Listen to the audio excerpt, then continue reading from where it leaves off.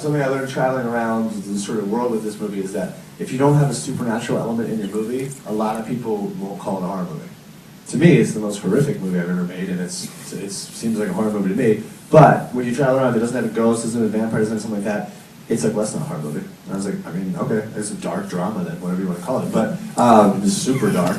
But you know, I did found that people like classify horror movies with a supernatural element. Otherwise, they don't. It doesn't make it. I don't think it makes a difference. So I think people can call it whatever they want. It's sort of, you know, it's neither here nor there for me. But I do think it's the most horrific movie I've ever made. We've got time for 2 more questions. But on that note, with the horror genre aspect, is that with House of the Devil and with The Innkeepers, there was a clear supernatural aspect. And I agree that this is a horror movie. It's a horror movie to a very, very real and visceral way. And I was wondering about the transition from the supernatural into taking it more serious and realistic into the cult aspect. I mean, that's just what the movie was. So it's weird. I didn't think about it in comparison to anything else because from the moment this movie was conceived and written and made, it was like, well, this is what we're trying to do. So that's all I was trying to do, was trying to make a movie that felt very realistic, where the violence was very confrontational and very sort of upsetting and not exciting. And it was like, you know, I showed this movie all over the world, and I would say, generally, when the sister kills the brother is when people start to go, I don't know this isn't really what I signed up for.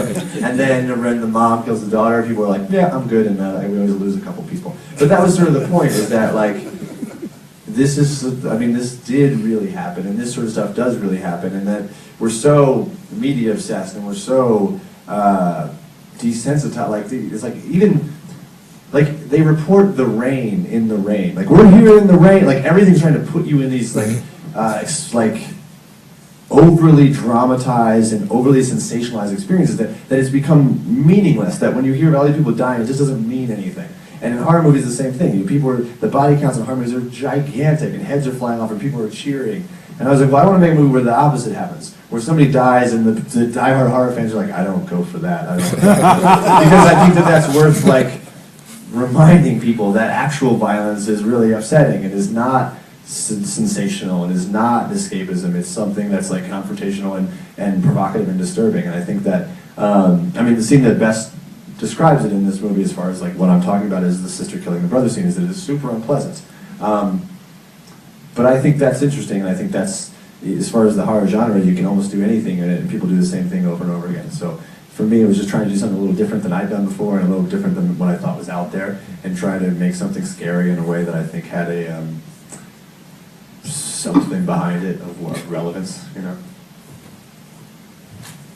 Is this the worst date movie ever? It's up there. It's like this, Schindler's List, you know. Yeah. Irreversible. That would, you'd probably not take a date to that one either.